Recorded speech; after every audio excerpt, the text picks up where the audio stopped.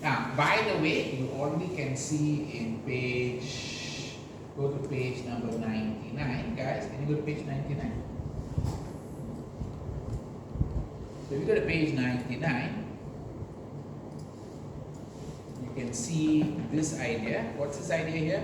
The accounting and finance services that's been outsourced. Okay, you got account payable, invoice to cash, R to R. Okay, this is the short forms that you can look for. Now, I want you to look online for R to R jobs. Look for online R to R job. R to R accounting job. Just look for it. Dapat. Can find that? R to R manager, R to R specialist. Can see no now? This the outsourcing type jobs. If you do get this, it's okay. Remember, it's okay, but just remember there's a bit of risk that comes with it also lah. But you know, you might like the job. Depends on your this one. I got a student who he hate audit, then he go internal audit. He's like, I'm loving it. He hate audit, so he said like, I don't want to go external audit. I don't want to go external audit. Then I said, you go internal audit. Try lah. Then he went for it only like, hey, betul lah, I like it. Then he's happy, enjoying himself. He liked the job also. So that's the thing. You might like this job. R to R, you might want to go into it.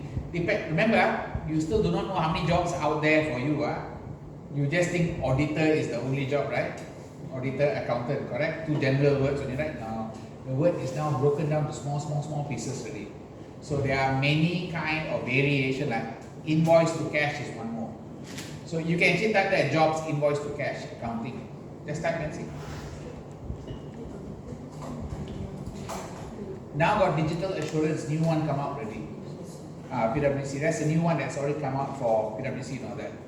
There are many jobs already. Okay, got no invoice to cash jobs, accounting job. Ada kan? All of this are now subdivision of job. Subdivision. So that's why you need to understand, oh, there are different type of jobs. So account payable is one. They optimize end-to-end payable function using automation. They automate a lot. No more error duplication payment, streamline processing. I had one student, she finished her ACCA, she got offered by HP. That time, the Big Four starting salary was about 2.8.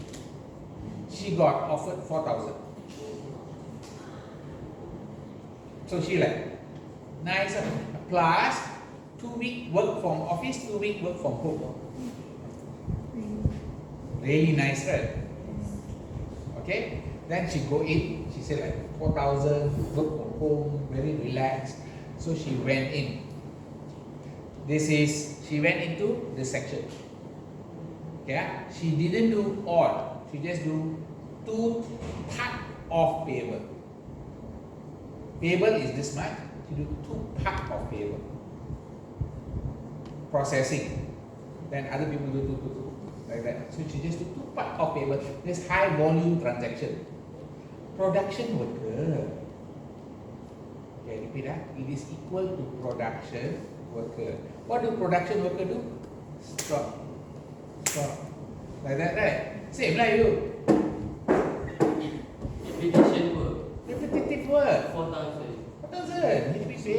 HP will pay. Faham? They will pay.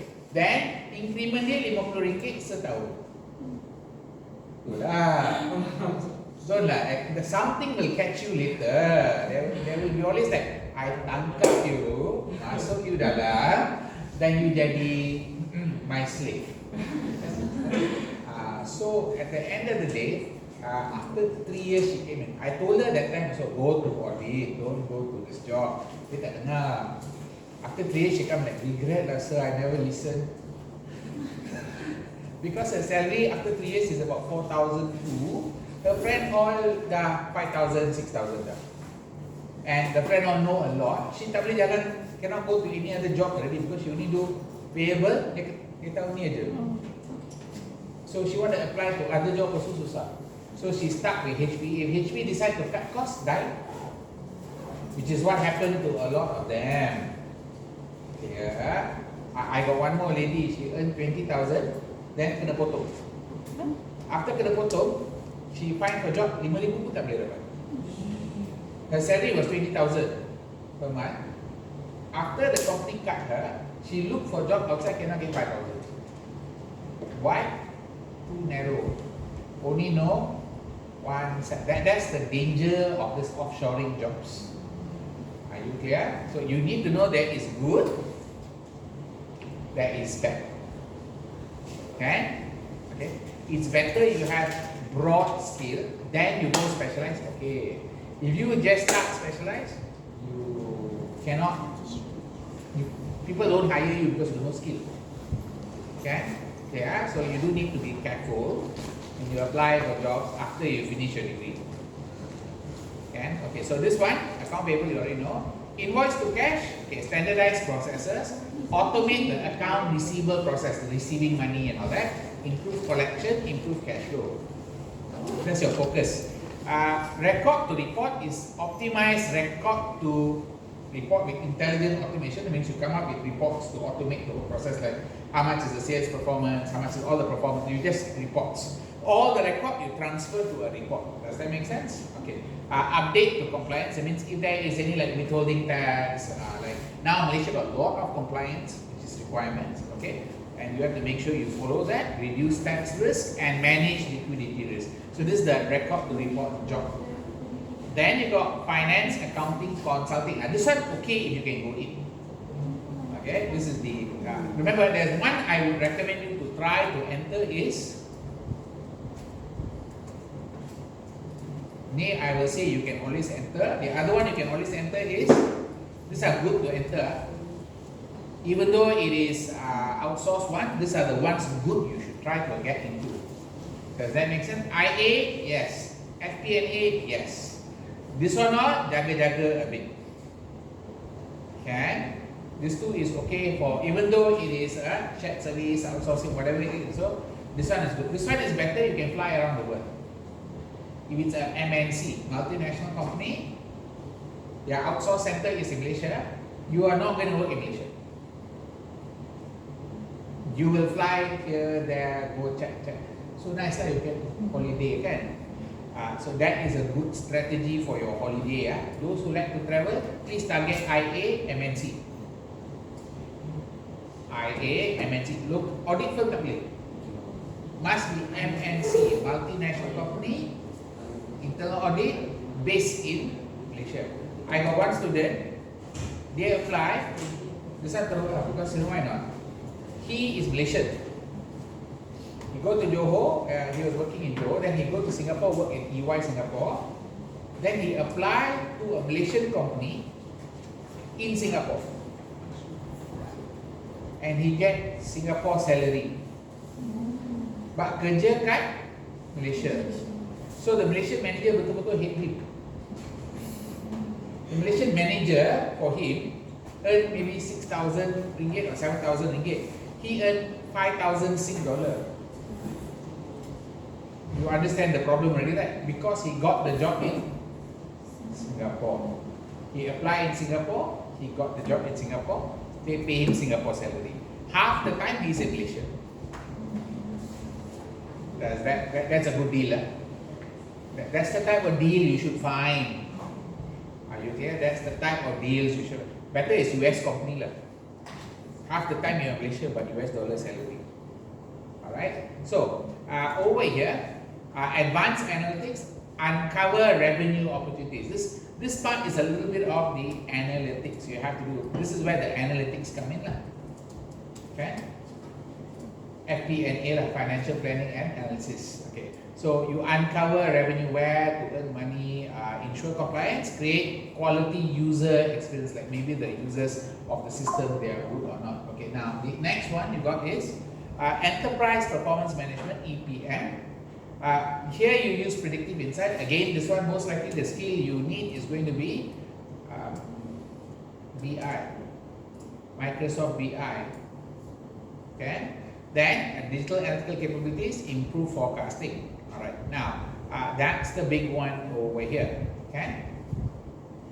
Other things you have to know is, okay, what is happening here? Impact of offshoring on existing staff and future graduate are mixed. While basic tax accounting are under pressure, offshore providers can do bookkeeping for $10.85 an hour. Notice this part, cheaper. Okay, it's cheaper to do bookkeeping overseas, and increasing automation. But the issue is, of course, that data breach and the lawsuit. Okay. In Australia, there is a trend for accounting to be transferred. Okay, account payable to business analysis. All of this is being outsourced to where? Malaysia. Okay, they are all coming out. So this is all exporting. This is one of the things that affect. China enacted policy designed to develop countries' outsourcing industry. Now the size is kind of big. China has a reasonably big size. Okay. One top offshoring location, large pool of CPA. Now these CPAs are the American CPA, by the way.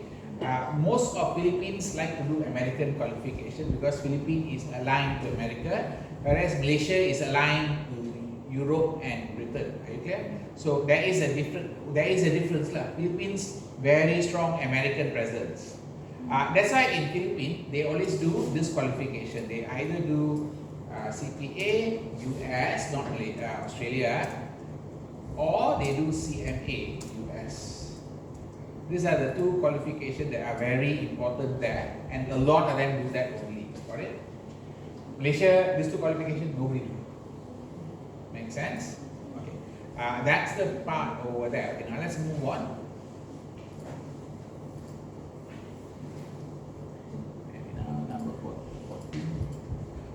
We're looking at the next one here, crowdsourcing.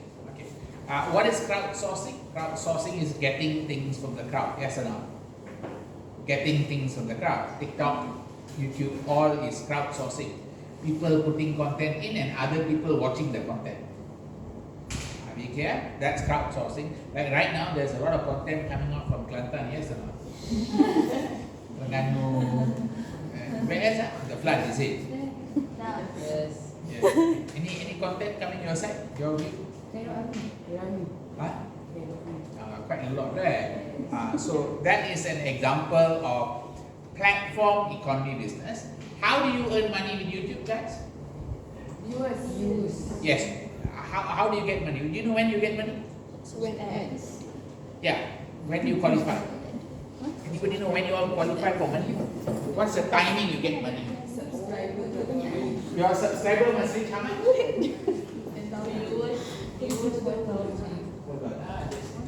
2,000. Uh, 2,000 subscribers, some more? 10,000, I think so. I know, 2,000 or 1,000 subscribers, right? 1,000 subscribers plus how many views? I'm sure all of you thought of becoming a YouTuber, right? Cross your mind, right? Anybody like, no, because you know, you see so many people, wow, so rich. What YouTubing money? I also want to do, correct? Yes, no? You wanted to become a TikToker? You wanted to become an Insta star? So notice all these influencer jobs, that's all under crowdsourcing. YouTube is prime example of crowdsourcing. YouTube gathers video content produced by millions. It rewards the most successful contributor by sharing revenue with them. Okay, revenue generated from advertising and subscription fee. Yeah.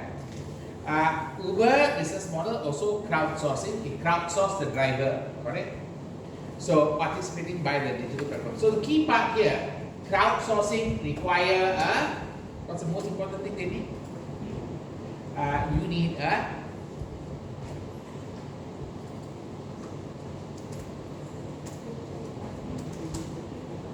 You need a digital platform. If you don't have a digital platform, doesn't work. Yes or not? Critical function, digital platform. Are we okay in this part? What kind of digital platform are we looking at? What are digital platform, guys? Example is? Here you got TikTok. TikTok is the most famous one. YouTube.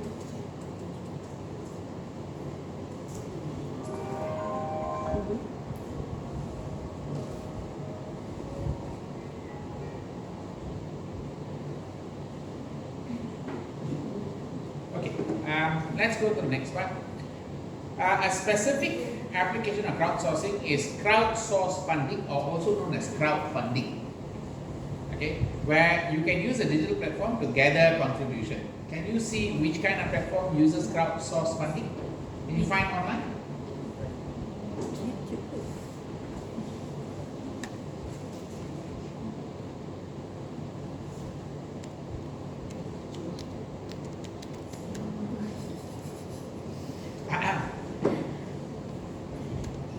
What's the crowdsource funding type? Crowdsource funding. What's the well-known one?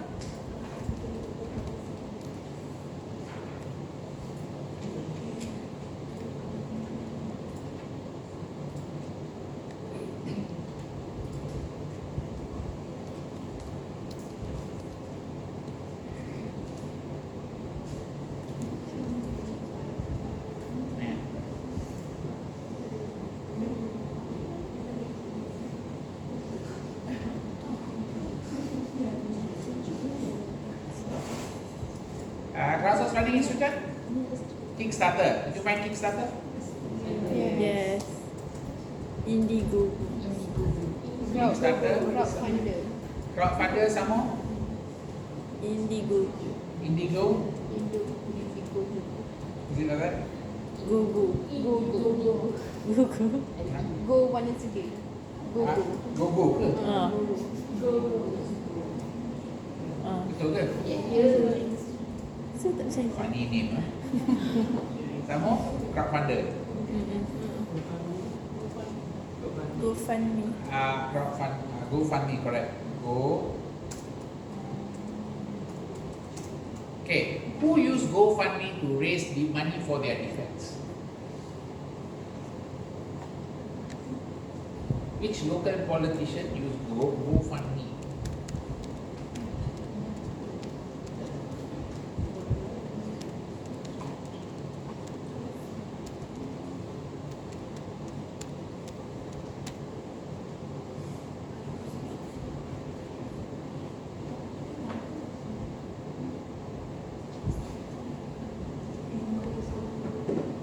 Who use GoFundMe? I think Rafizi, right? Rafizi tried to raise money from GoFundMe, correct? I think when he was sued for something, he needed money to defend himself, he opened a GoFundMe account. Got it? A lot of politicians use GoFundMe account. Okay? Whenever they get sued and all that, they always get GoFundMe. Okay, this is a financing. Now, you might have studied a little bit of this in terms of what they are selling and how they are selling it. Alright? The next one you have is going to be, let's move on.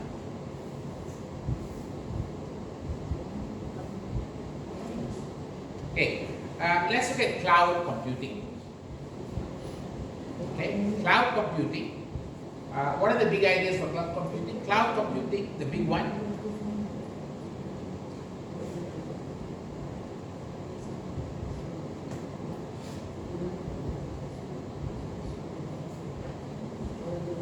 Outsource provision of computer application service by centralized internet-based service provider. So you know there is IaaS, PaaS, SaaS. Now, there's a lot of questions that ask on this part. Okay, which solution for which person? Which solution for which person? Okay, in 2022, 94% were using cloud computing. Global market is nearly 400 billion, right? Pandemic is the reason why cloud became more important because of work from home and so forth. Okay.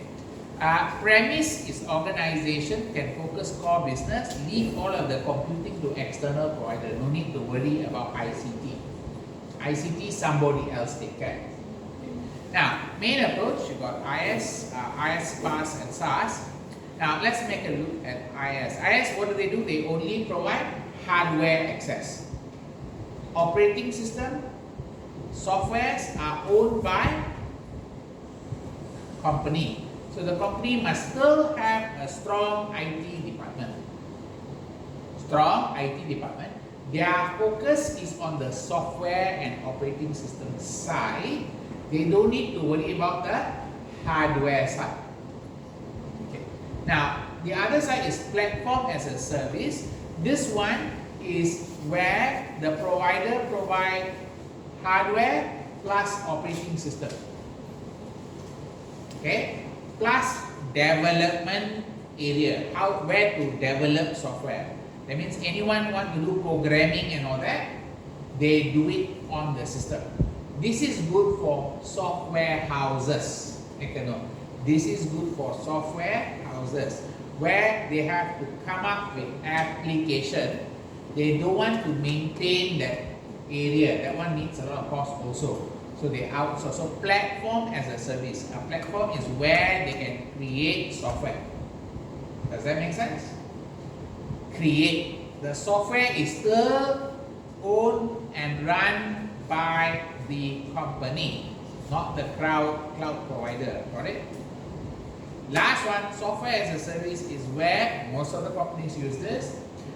The software is run by the cloud. The owner has nothing. A lot of the accounting system has now gone into SaaS, software as a service. Does that make sense? Okay, a lot of them have gone into software as a service where it allows people to use the software any way they want. Okay, are we okay this part? Okay. That's SaaS, PaaS, IS. Alright? Okay, now let's move on to the next one. This one, you can watch this video. Mark, watch this video yourself. Okay. So we're coming to a concept called virtual organization. The virtual organization or virtual enterprise relates to a company that basically maintains. Okay, so you have one side there, you got the core business. Okay, you have a core business. This core business will then be supported by something else. What is it?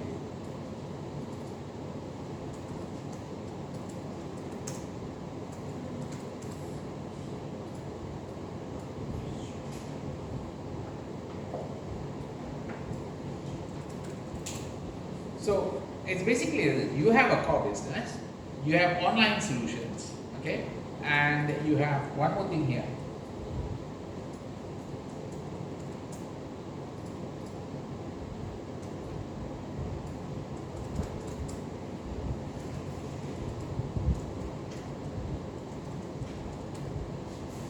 Okay, so what happens is you have a supplier, you have employees on one side, they all work on the online solution. Are you okay? And they provide support to the customer directly. Most of these people are work from home. Does that make sense? These employees work from home. The suppliers are not, you just tell them by email and they will supply. Alright? That is what a virtual enterprise. So bringing together competencies and abilities of separate firms, this one. These are the firms, these are the firms. This is firm number 1.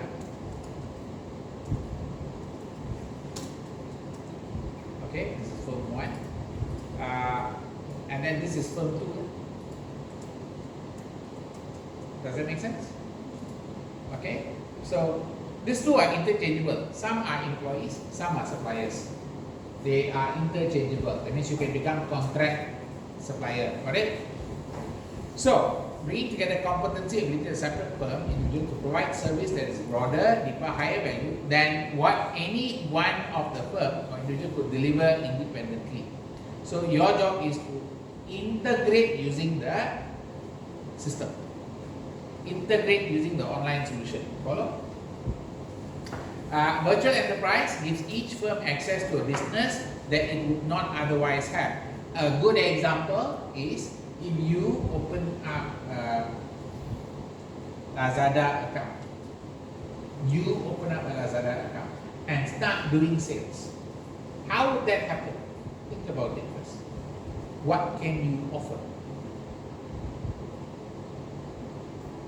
Product. What product? Pick a product. Pick a product.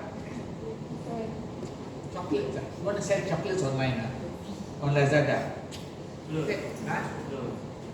Clothes. Shoes. Perfume. perfume. Come on, give me better products. Scarf. Okay, let's go with her idea. Scarf. Okay, she wants to compete with who's the one? The one that what's the brand? No, the one that you see on the this one the expensive hijab. What is that? Oh, they fall out. Whatever they were. Nelofa. Okay, so she is going to compete with Nelofa, coming up with a competing Lazada Nelofa brand. Does that make sense? Okay, how does she go about doing that? What must you do? Step 1. Okay, very like first, open Lazada account first lah. Put the product picture. Then, okay, step 1, you open an account, you have something. Number 2, you need to have products. But for you to have product, who do you need? Supplier. So now you have to develop what first? Supply chain. You cannot go develop your customer base first. You have to develop your supply chain. You need to know who your suppliers are. Does that make sense? Once you have identified the right supplier, what do you do with the suppliers? You make arrangement with them. Can you trust all of the suppliers? Will they deliver on time? There's a big problem for you, right? Yes. What if they say like, yes, semua pun boleh? You know, the logic of all supplier. You nak apa? Semua pun boleh. Then after you order, tak boleh. Boleh tapi 3 bulan. Now you understand the big problem? This is where you need to get your suppliers in order. Now, you don't want to hold stock, right? Do you want to hold stock? I see, you don't want to hold stock, right? That's smart. Why? You hold stock, you end up getting your money stuck. Are you clear? So what would you do with the supplier? You make arrangement with the supplier to do drop shipment. You know what is drop shipment, right? You make arrangement there, do drop shipment for me. When they do drop shipment, it's just packaging and all that, correct? Okay. So that's the first arrangement. So you need to get that correct. Anything else you need? After you do that, what else you need? Company name. Okay, company name. Okay. What's the name of the product? Khairia. Khairia scarf. Okay. Authentic Kelantan scarf with a Thai mixture. Okay, right. So you already have a niche product. Okay. So once you have the product name and all that, what's the next thing? Employee. Dia tak ada duit nak employ orang, nak employee pula apa you? Look, she is the only employee for now. You need to do marketing. How's your marketing? Open the shop cukup lah, Lazada. Content. Now comes the next thing. Content development. Using digital platforms. TikTok lah, Insta lah. Then start all that marketing there, build content first. After that, only comes your customers coming in and are ordering things, and then you start processing. Maybe then you might need an employee to help you with the processing of order, responding on the platform. Can you see this part? Then you can probably ask your friends, hey, you respond this like you process order. Then you start growing the employees. But do they need to come to work in your office? Do you have an office? No, don't need office. Okay, that's virtual enterprise. Got it? Sequence. Got it? So now you got business idea, right? Boleh ya? Authentic Kelantanese design. Okay. The scarf got Kacik Fatimah.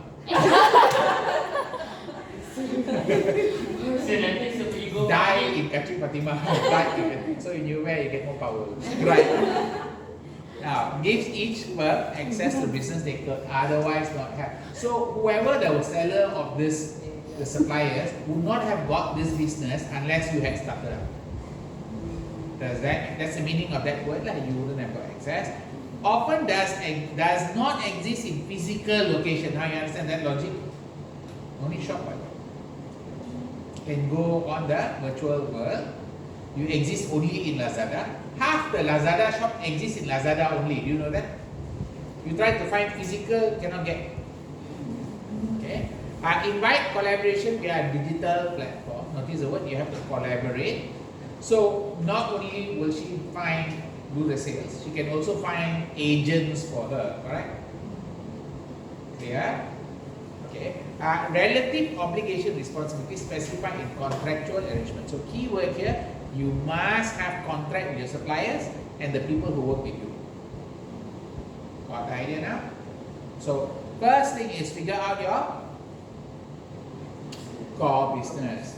If you want to sell chocolate, a bit harder lah. Why do I say chocolate is a bit harder? Why do I say chocolate is a bit harder? Many competitors, and then you go buy the supplier. Supplier also selling direct. You go to Berry, I think that chocolate is nice.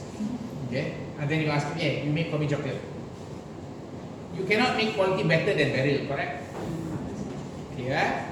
So here there is an idea. I had one friend, he went to Kelantan. He was serious. He went to Kelantan. Not nothing to do with you. He went to Kelantan. He set up. He went and find some. He is specialized in mail.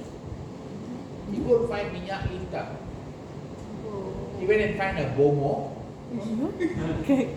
Bomo in Kelantan.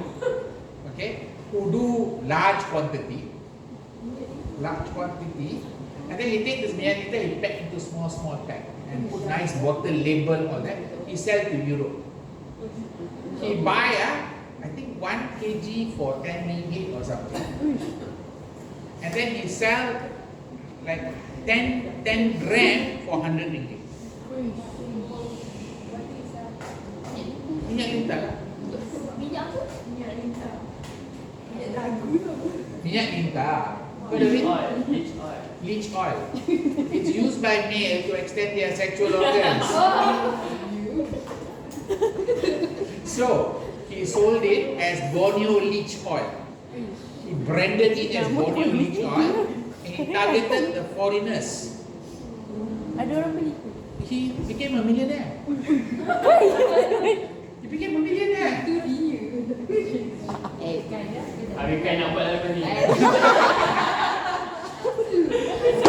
Okay, so that's an example of entrepreneurship. And where was he selling?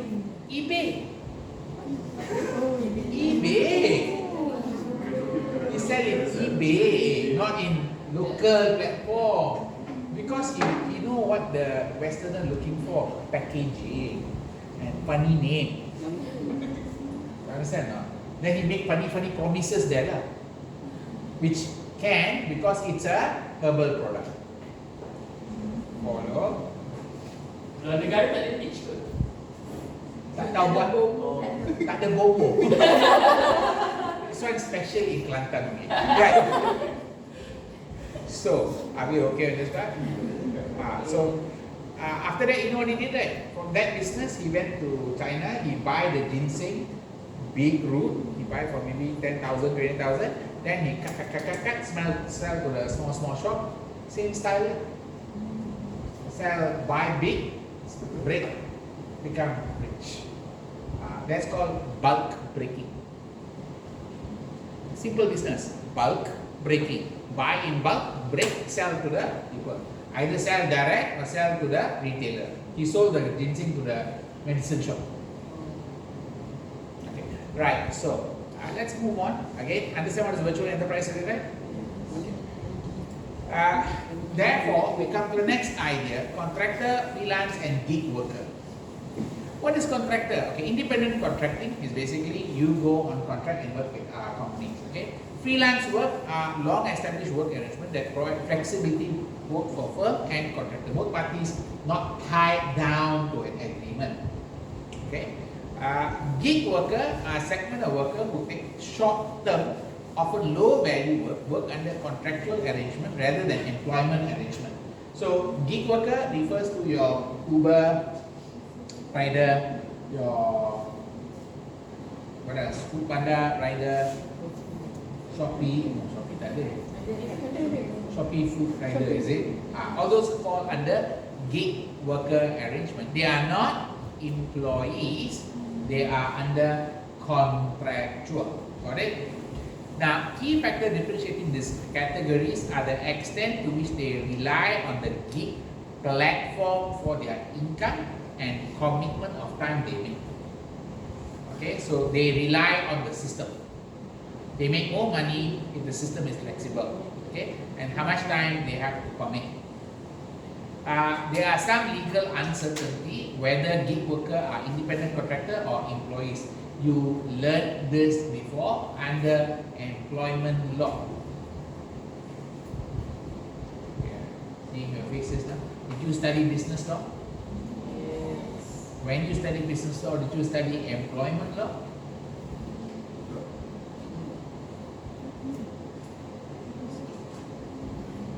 Did you study employment law? Belajar dekat No. dekat SS. Tak ada? Wait, you study contract law, you study company law. Then definitely you study employment law lah. It's one of the key law you have to learn. Study Who taught you law? Yeah, remember, go back in time. It was the beginning of time when the Stan Nochet born. When you started studying law. Still remember what you studied? You have forgotten everything you studied.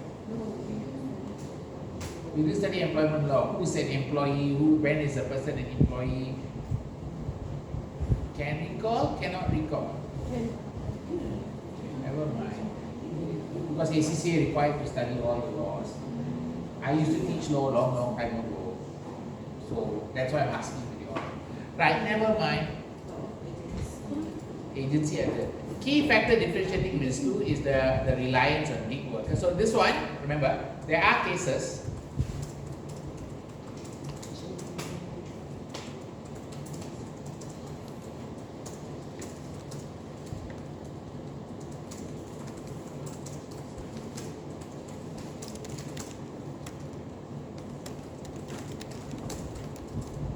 Now, why is it important in Malaysia? In Malaysia, for example, EPF, SOCSO. Got it? Does that make sense? Number one. Okay, let's move to the next one. Okay, product and service innovation. Okay, factors in this section. Okay, these are quite important about how companies have innovated their solutions. Now, when we talk about solutions here, let's look at the free and freemium. Okay, you should know this one. Free, Google, free, right? No, not free. Why not free? Because they eat your data. They understand what you're doing and all that. That's free lah. TikTok free, right? Free or not free? Free. But when you say something, TikTok listening all the time, right? You say something, TikTok is listening all the time, and what will TikTok do? After you finish talking, it will show the video for you. Has TikTok done that to you already? Yeah, what? You talk about, I want to eat satay. Sorry, listening, right? After that, I open TikTok, satay kajang. Then video about satay kajang, eating satay or cooking satay or something like that. Does that make sense? I was always talking about waffle, right? Yeah. A lot of waffle videos for me. Right, so free offering, but they are earning money from that advertising and all that. Okay, that's one. So they are going to collect, remember keyword, data collected from user behavior. Freemium, okay, is giving something for free, but when you want to build more extra, you charge. So YouTube has premium. Okay, LinkedIn has premium. So they are all platforms where you join for free, but you want extra, you pay a bit more. Does that make sense? So you end up using subscription. You move from free, premium is add on to subscription. Now there are not only that aspect of free. You might have to add-on. Okay, add-on. Most of the games you play have premium function. You want to buy the power up. You can collect normally as you slowly play, and you can become those advanced player who spends a lot of money on the system to become, I don't know for what reason, champion. After becoming champion for a while, you get bored and then throw away everything. Correct? Okay. Right, let's move on. So Dropbox is under which line?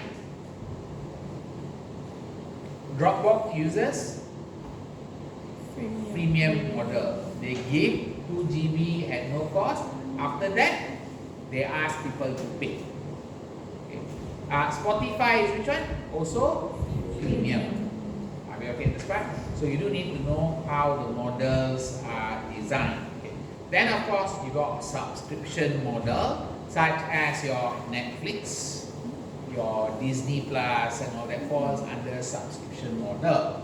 Now do be aware, subscription model is now also used by car company. Are you aware car company using subscription model?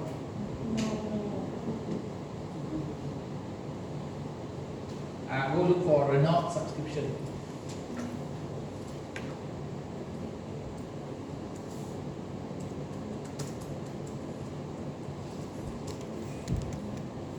There. Flux lah. Cars of $700 a month. Monthly car subscription 1,000 or less. Merdeka Sale. Ini bila ni? Merdeka dah habis lama dah kan? Ha? Bila Merdeka? Merdeka was August. Why they still advertising this? This is called useless money waste. So what is the Renault subscription? 999, correct? That you can see now. What's the deal? Fixed 2-year contract. Okay. What does this mean?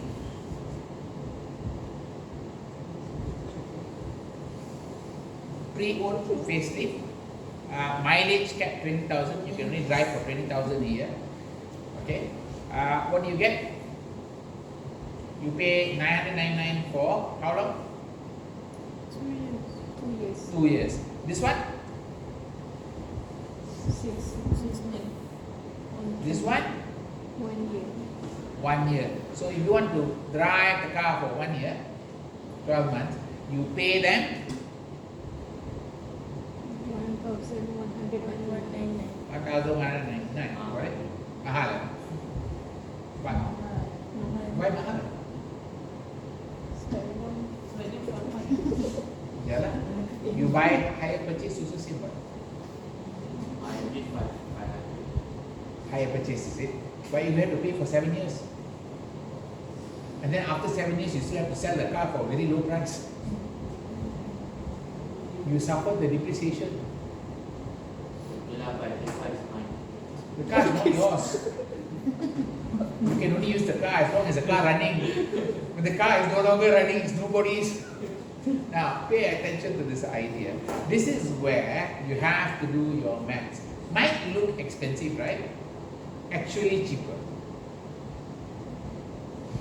Why? Because it's cover the maintenance. Inclusive of road tax, insurance. You're not paying insurance, right? Okay. Regular service. Service also you're not paying for money, right? At least you have to service 4 times or 3 times your own car. Wear and tear also they cover, you know. That means your tires spoil or anything also they cover for you. Any problem also they cover for you, got it? You don't need to pay anything, you just use only. Problem, just go drop it there and ask them to repair only. Nothing for you to pay, you're just paying 1,200 per month, got it? Does that make sense? Is it worth it or not? That's the big question. Worth it. See, and by the way, this is pre-owned, not new. Oh, you thought you're getting new car, is it? No, this is a second-hand car. Are you clear? Now, is it worth it? How do you analyze the numbers for this? This is where it's a very complex NPV calculation.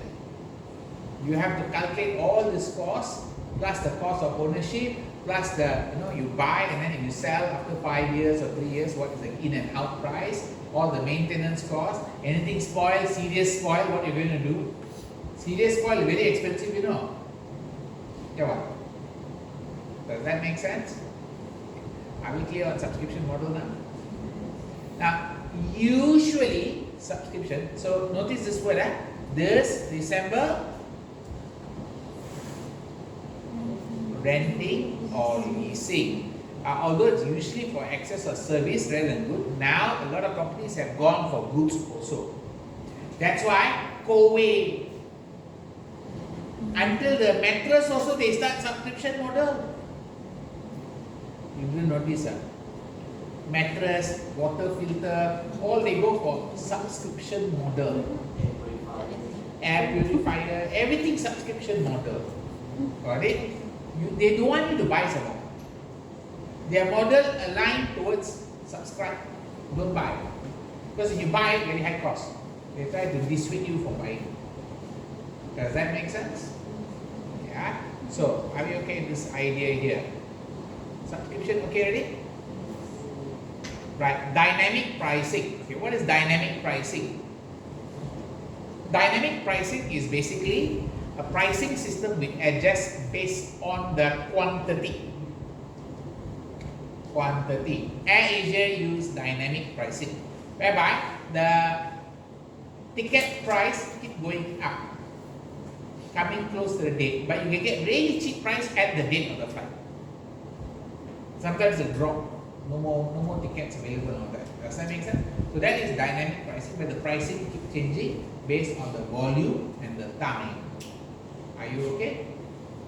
Now, are you okay? Dynamic pricing already? Now, dynamic pricing, okay, which industry use it? Electricity industry use dynamic pricing approach. Uber use dynamic pricing for what time like right now, if you take Grab in the morning versus Grab in the afternoon and the Grab in the evening, which pricing, what's the pricing difference? Anybody going to use Grab before? Yeah. Yes. I don't use Grab, so go on. What is your experience in terms of pricing difference? Peak hour. Peak hour is what time to what time? Morning. 7, 8, 9. Morning meeting. 7, 8, 9 a.m. is peak pricing, right? You got surcharge, right? Yes. How much? Double, triple. Double, triple lah? Yeah. What, $25 becomes $75? Yeah. Okay, then normal pricing is $25. What time to what time? 10 to 11. 11 until 10. So 10 until 4. 2 o'clock. 4:30. 5 o'clock is peak again, right? Yeah. 5 to 8 is peak, right? Yes. So that's dynamic pricing strategy. It's adjusting according to the timing and all that. Are we okay on dynamic pricing approach? Good. Okay, let's move on.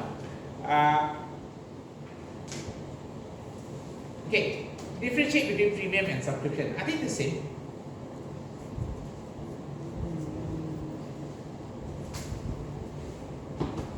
No. What's the difference?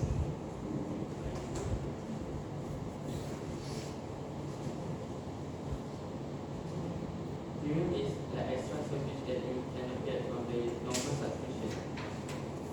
Premium is offered free. You can still use the basic product free.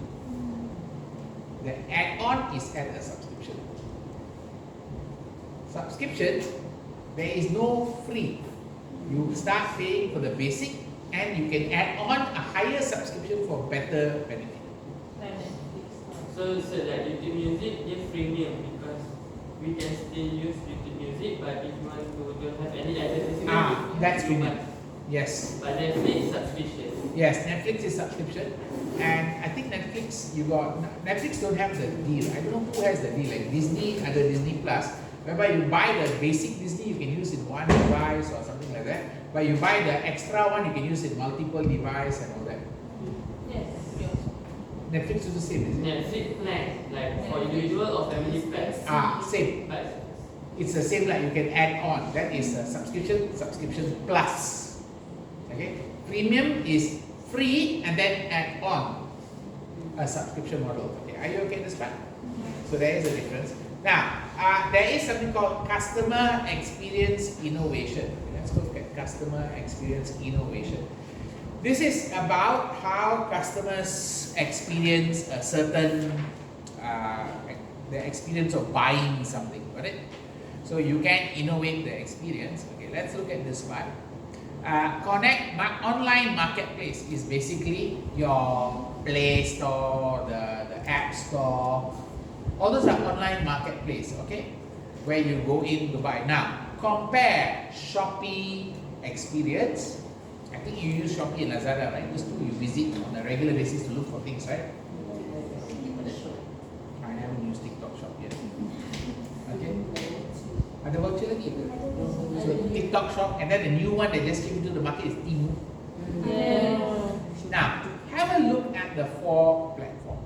Are they the same? All selling product, but they are not selling product. They are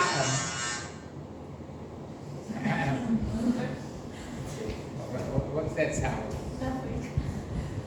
They are not selling product. They are a marketplace. They are pasar malam.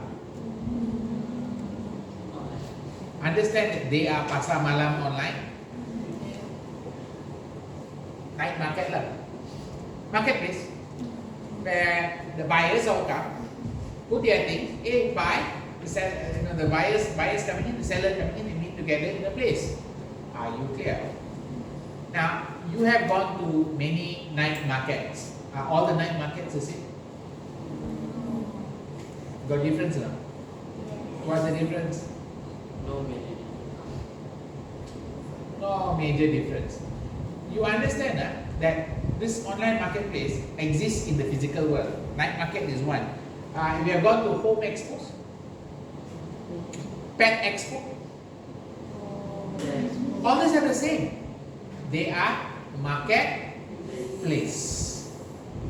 Are you clear on the concept of marketplace now? Where somebody organizes, then they invite the buyer, and then they invite the sellers, they attract the buyer. Any of you gone to Pet Expo? Any other expos you've gone to? Baby Expo. There's something wrong there, but never mind. Baby Expo, Pet, Travel Expo, Travel Tourism Expo. Any other expos you go to? Flora and Fauna. Child Expo. Huh? Child Expo? Baby. Why were you all doing Baby Expo? Not old enough. Planning for future. Very good. Keep it up. So, now that you recently had, is it Kalis? Where's Kalis? Did you have a book expo yesterday? Where? Asli Alam Convention Center. What were you doing there? You jaga buku ke? Who else? You also went there. What were you all doing in this expo? We handle the program. Program? What program? Now we committee to handle the event. That event? You all went to Setia Alam? They invited you, is it? No, we handle. No. We Book go. club event. Oh, book club We event. handle the trip to go there. Oh, you handled the trip to go to an expo. What was in the expo? Books. Book and Books also also. book and food. So the expo had books and food. Yeah. And also mascot. And also mascot. Mascot is part of the marketplace attraction. How many people came? A lot of people, is it? A lot. So, If you want to meet a writer, can go to the book fair. you never been to PWC yet? No, I've gone there many times, but I don't go there for a book fair lah. I normally go to Amazon to buy books lah. It's usually faster and more efficient. Click, download, finish. We can see the author. Yeah. I don't need to know who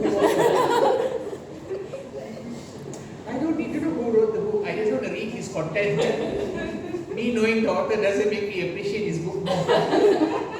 Okay, right. So, are you clear on online marketplace now? Yes. Okay, online marketplace in this sense means, so here we are talking about the same thing, the idea of an expo. You take it online, it become Lazada, Temu, and all that. They are selling everything, almost everything, correct? Yes. But they don't sell grocery.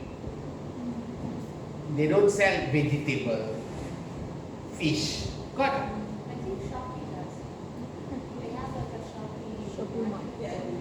So do you trust the fish that come from Shopee Mart? I mean, I've never bought it. I'm just saying that. Yeah, yeah. They So started, but not famous lah.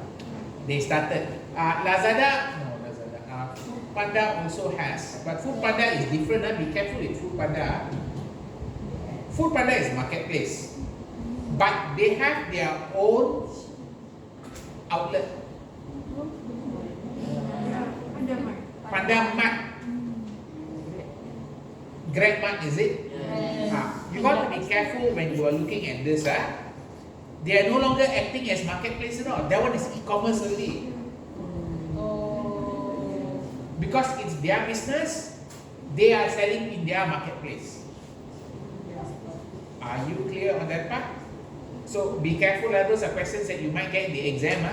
Kind of confusing because if I say Food Panda Mart, is it online marketplace? It's an e-commerce platform.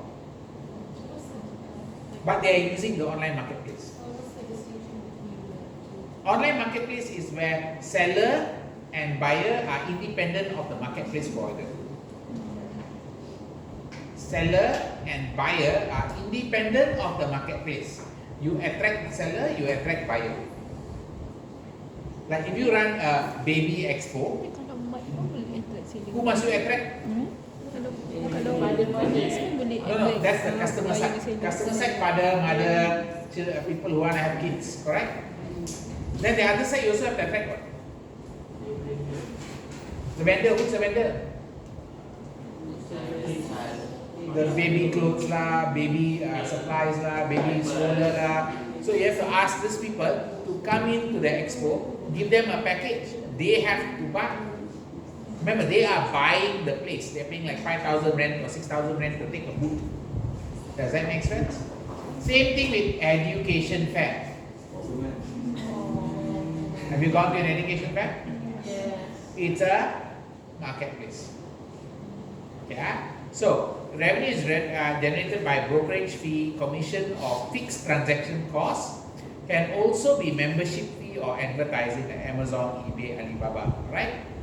Now there is the other one. So connect seller and buyer on common platform where seller compete to provide the same or similar product or service at competitive price. So everybody competing. That's why if you go type light in Lazada, there are so many light providers. Does that make sense? Okay. Now the next one is on demand and the gig economy. Seek to create value by providing product service as and when customer want it. This is Foodpanda. Got it? On-demand business model almost always use internet, either deliver the product or service. Okay, so there is always some internet function. Built-in concept of meeting demand for greater keyword, greater convenience. The convenience here is you driving out or walking out to buy something. You are lazy, and I had one student who said he was involved in Grab. He said he was shocked. People from the top floor of the what do you call? Not apartment, shopping complex. People from the top floor order food from the ground floor. Santai bang serious. I don't know whether it's a promotion offer. So, and he gets $10 to walk up. He just like accept the order. He takes the food from downstairs, take the escalator, and nah, $10 in his money. So there is a wider shop close behind. They order from neighbor shop. Why? Don't know why easy to buy Grab. This shop order from this shop. Yes. Food Panda. That one could be because of the offer. Could be, but that causes the transaction. Now, why is this happening? Anybody know? Guess. No, it's nothing to. You see, it's not about lazy. I think the offer on Food Panda better than going by direct. Have you seen this before? Yes. The offer on Food Panda, like that day, what was I buying? I was buying something from, I forgot. Oh, Domino.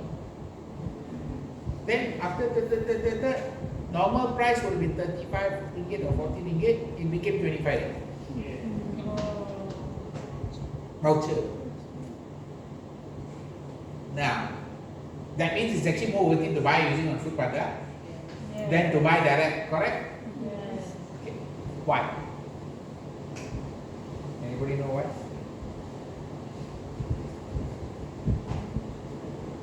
Anybody know why? To increase the engagement of people using the app.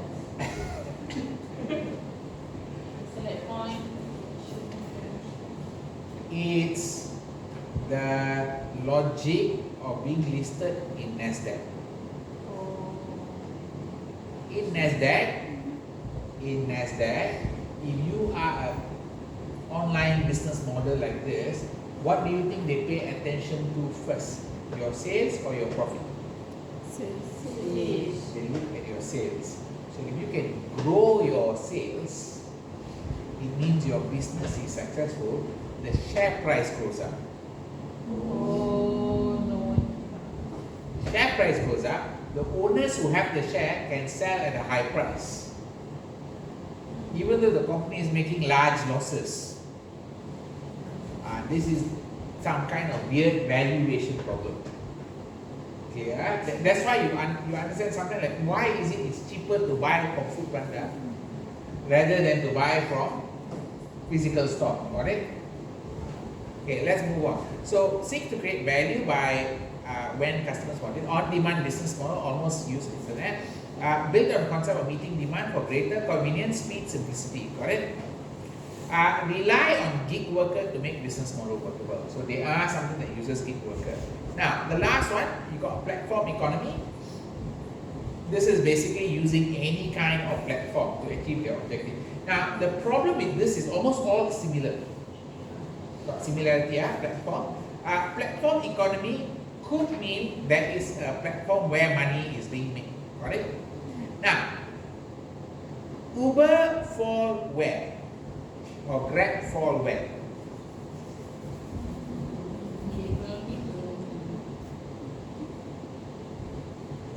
Grab fall where? It's a platform and also Online. on demand. But it's not an online marketplace. Are you clear? No? Can I? So it's a platform. So very odd classification. Okay, so do be careful with the classification. This part is always examined in the final exam. Very tough. Okay.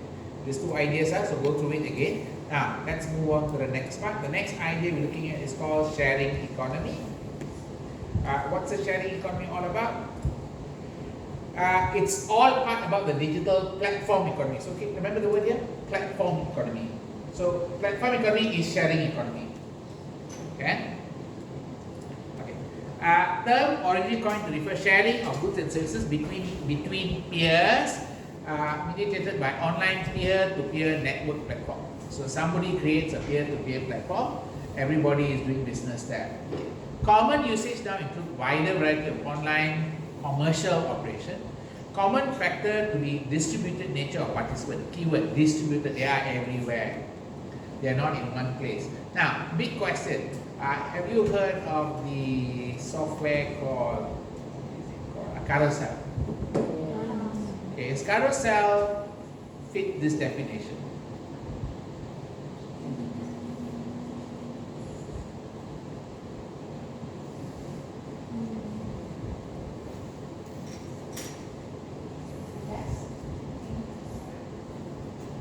Yes, no? Okay. Yes, no? Carousel fit or don't fit? Yeah. Okay, answer is no, it does not fit. Why? You need to choose marketplace source. No, that's not it. Why does it not fit? Look at the definition again. It's not a sharing economy. It's not a sharing economy. You're not sharing. What are you sharing there? You are not sharing anything there. You're not sharing services or you're not sharing your goods. So carousel platform. Carousel is a platform. Okay, it's a platform. It is a, what type of platform is this? It's more like a connect seller and buyer, right?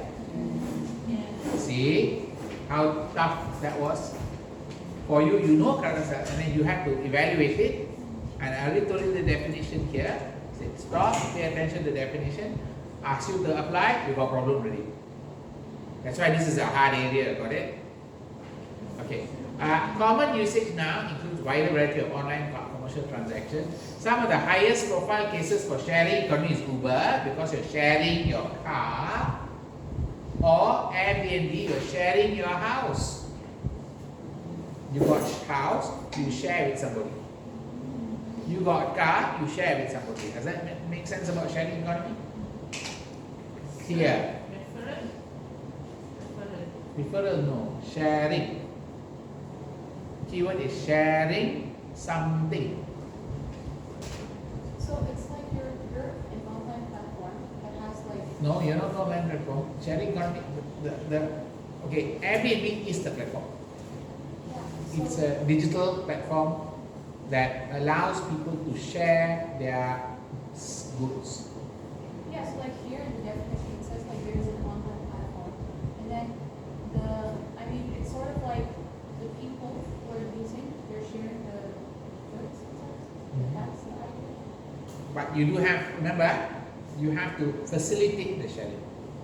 As the online platform? Yeah, as an independent platform, you start facilitating sharing. Does Airbnb own any of the premise? No, it doesn't own the premise. Someone else owns the premise. They are sharing the premise online through Airbnb to a user. Does that make sense? Okay, are you clear? Does Carousel do that? No. Carousel doesn't do that. There is no sharing. There is a buying and selling of goods. There is no sharing of goods. Okay, are you very clear on the concept of sharing right now? Oh. Very clear? The difference between the marketplace versus the digital platform economy on the sharing basis. Okay, clear? Right. So, fundamental concept of sharing is create value by connecting buyer seller rather than creating a product or service and selling it. Remember, you're not selling anything. Okay, now let's move on. Defining features of the sharing economy. So what are the main features of sharing economy? Number one, you have spare capacity with demand. Like for example, you have free time, you have a car. Your car is sitting in the house earning nothing. It's just depreciating. Follow? In that sense, it's better you start to do what? Grab. Now, question mark. Can we use the Renault and do this? Yes, no. Remember the Renault subscription service on the other end? Can we use the Renault subscription service to do this? Yes, no. Cannot. Why not? No, Renault know that people will try to do this. So what did they do in their subscription services? Renault know people will try to do this. So what did they put in their subscription services? What did they put in the contract? Look back and see. The time I showed you the contract. What in the contract will prevent it from being used as an asset for sharing economy? Yeah, repeat again. What in the contract will prevent it from being used in the sharing economy?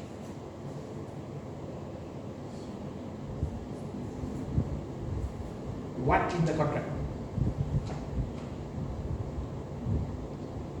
You find it? Yes, the mileage cut is 20,000 per year, right? If you are using it for Grab and Uber and all that, you 20,000 in 1 month. Understand? You break the contract straight away. Clear? And then they will have a clause that they will start to charge you something extra and all that. Does that make sense to you now? So if you have low usage, okay, then it's okay. Now, for you to actually calculate the cost of ownership, actually you must divide the kilometer you run to find out cost per km. Then only you know your real cost of ownership. Does that make sense? You have to pay for petrol, but it's all the other costs divided by the km you're using. Got the idea? Some people who buy a car never use it so much. They only like 30,000 kilometers in 3 years or 4 years. That's very low usage. So it's better for you to rent. Does that make sense? Yeah? Cheaper actually. Okay, now let's move on. So are we okay with connecting spare capacity and demand? So people with excess capacity use an online platform to post details of the goods and services they have available, and those who have want and need to use the platform register their demand. Compatible matches are identified in real time and connection is facilitated. Are we okay? It's just like Grab. You want to go from point A to B, that guy is like, okay, I'm going from point A to B, I can take you. Alright? Now we'll share the right. The one that like Kumpol is a bit more different, right? Anybody use Kumpol before? Kumpol is available in Putrajaya area, right? Wangsamaju also. So whereby you can share ride with other people also, right? Cheaper, right? 2 ringgit or 3 ringgit. 2 ringgit, right? So that's an easy way to travel, but you'll be sitting with other people lah. Now, collaborative consumption. Participation in sharing economy require people to be more comfortable with social interaction than transaction in standard economy. Does that make sense? This is a trick whereby you are willing, like Kumpul, you're willing to sit with somebody else. You should be, notice the word, comfortable with social interaction. Got it? Okay, and for example, Uber customers need to be comfortable with stranger driving them, but that's the same as taxi also. Got it? Trust, in addition to matching supplier buyer, sharing economy involve mechanism of trust between participants. This is where, remember, there's two-way for trust. Two-way for trust. I remember one Grab driver was telling that, you know, there's the risk for Grab driver also. What's the risk for Grab driver? Not only the passenger. Passenger got risk, but Grab driver also got risk. What is that? They might kidnap you or hustle you for money. They can threaten to kill you. Like one guy, I think was, this guy was saying that he was going one place, 2 people he had taken, then they dropped, then the guy said, can you help me carry this? And the guy said, cannot, my leg got problem, I cannot carry yourself. Then the guy said, you lucky like you. Because they wanted him to carry their car there, then they whack him and take the money and take the car. Does that, these are things that can happen. Grab also got risk. So both sides also need trust. You can just assume all the passengers are good people, and you cannot assume all the drivers are good people also, correct? So it's a two-way trust factor. How to increase trust? This is where they Grab, I think they put in video camera or some kind of monitoring system, right? Are you aware? Yes. That there is a dash there to increase, dash cam to increase the trust factor. Are you okay? Right. But I think recently somebody said that you on aircon is $20. You on. There is a case where a Grab driver who didn't have enough money from the passenger, so decided to put a big board in front that you want aircon, you pay extra money. Got. Okay, sharing economy as a business model. Okay, now our original concept of sharing was to conserve, make most use of the resources. So here, save resource, strengthen the community, save cost. Got it? This was prior to widespread commercial innovation based on models. So a lot of industries have started to use the sharing, like media. Then you got hotels, you got automotive transport, you got retail, consumer goods, you got services, finance, machinery. All of this are using some form of sharing economy. Does that make sense? Yes. So Booking and Agoda sebagai sharing economy tak? No. Booking and Agoda are not sharing economy. Why? I don't know. Why Agoda is not sharing economy? Maksudnya. Is Agoda same as Airbnb? What's the difference? It's a platform. It is a marketplace, more closer to marketplace, right? They invite all the hotels to come and put their things and sell there, and you go there and see which one you want to do and buy. But it does facilitate for you. You key in what you want. It highlight for you who's available at what rate. Oh. Are you clear or not? There's no sharing there. No one is sharing their spare capacity. They just companies that originally sell that capacity. Got it? Okay. Are you okay this part? How about red bus? Red bus. Red bus. And I don't know what is red bus. Online ticket.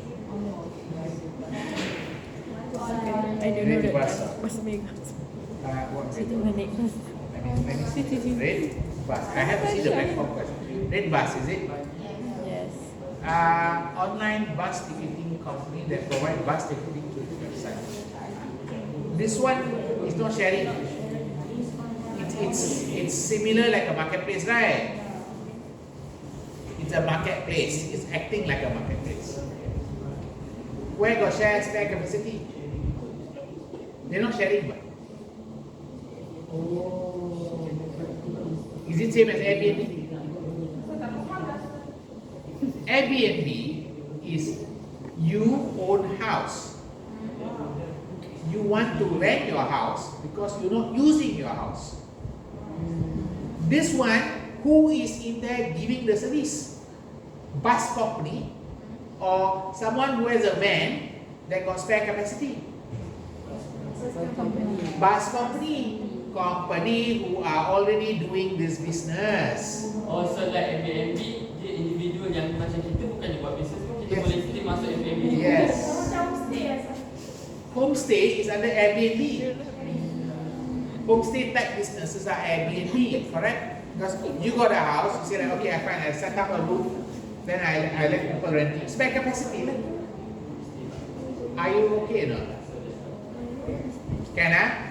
So very important is you understand who is the participating entity. Who are the two people who come together? If this one a company that already sell, they come to this place to sell, marketplace. If this one is individual who got spare capacity, this one is individual who wants spare capacity, that one is sharing economy platform. Oh, there's different now. That's the difference. That's why I said this is a big key. Better you give more example, then you can try to figure out who is doing what. Follow? Okay. Right. We're done with that. Okay. So here, key requirement is sharing to succeed is shift in consumer preference for. Okay, this is very important. Ownership towards experience. I don't want to own. I want to only experience. That's why there is a company that even rent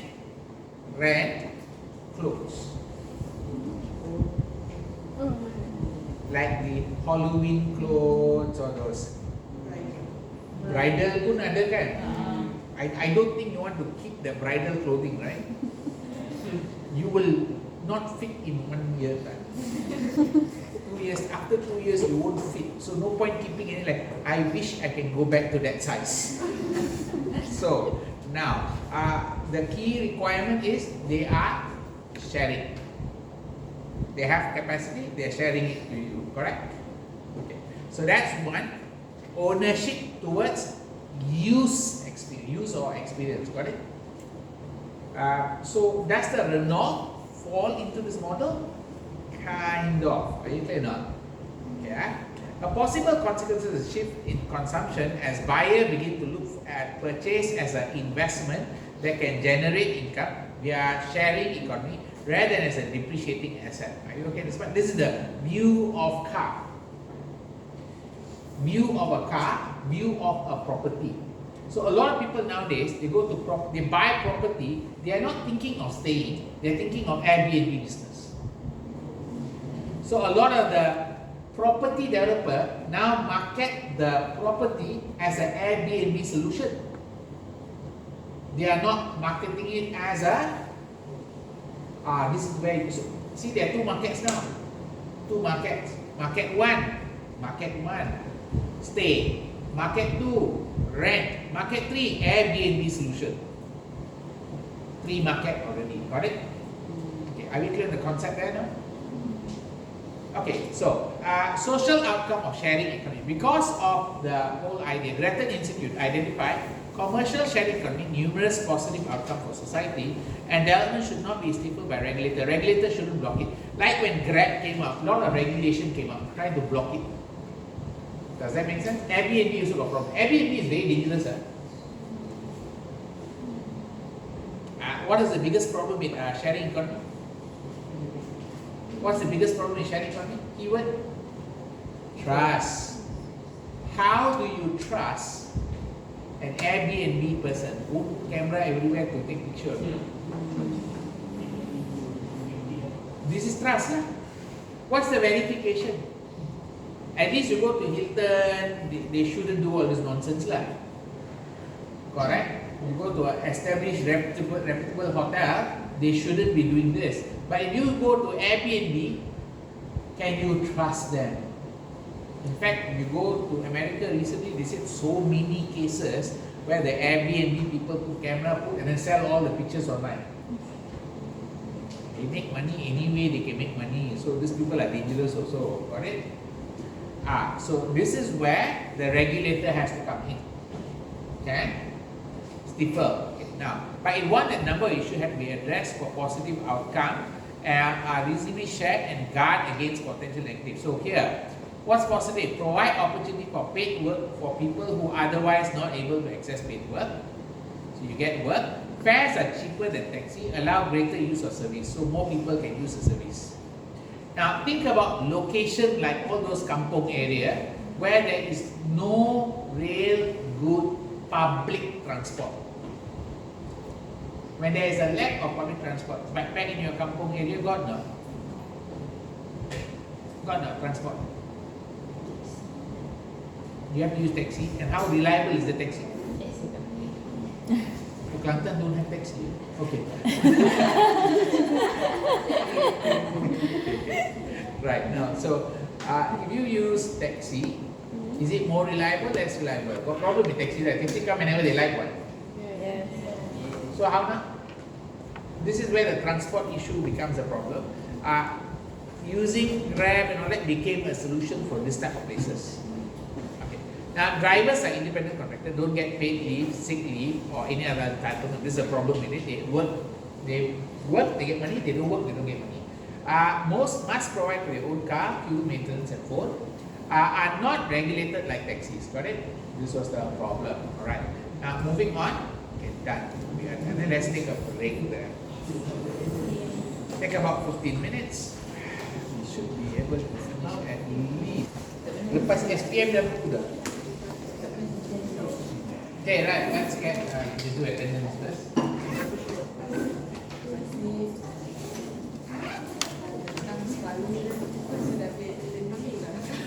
Siapa? Siapa? Anak mana? Anak mana tu? Kenapa sebab buat dentist awal-awal lagi? Kita nak cuba. Ada rasa. Manis. Apa-apa. Ini. Jangan bagi dia plastik dia. Afiq, Aiman, ya, okay, Farah, Fatih, Isma, Kesh, Kairia, Mustafizul, not here. Shafika, yeah, okay. Noraini. Raini, what happened yesterday? Never come to class. Okay. Atila. Atira. Dalila. Ifa. Kalis. Where's Kalis? Bawah. Ada bawah. Syazwaina. Okay. Aida. Ainina. Alia. Alia? Alia ada? Lailatul? Ada. Rita? Ada. Syaizwani? Sipan? Meme, where is Meme? These days she's taking the driving test. Extended driving test. Mungkin aeroplane lesson. Oh, maybe the bus license.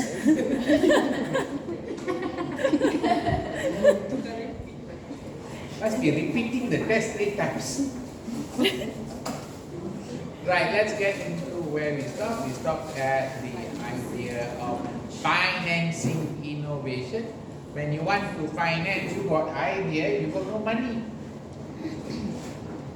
You got idea, you got no money. So you go to PMX. And you say, I got great idea. Can you give me money, Prime Minister? And he will give you money. Okay? All you have to do is blink your eye 10 times. Right, so here you're looking at sourcing of money for your innovation. Yes? When are we going to have our test? Next week. 30 questions. When is it supposed to be today? No, I decided to postpone it because I want to include module 2. So that I can torture you some more.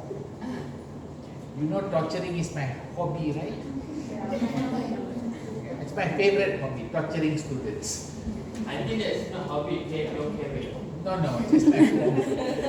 My career is downstairs making sure I torture all the people who see.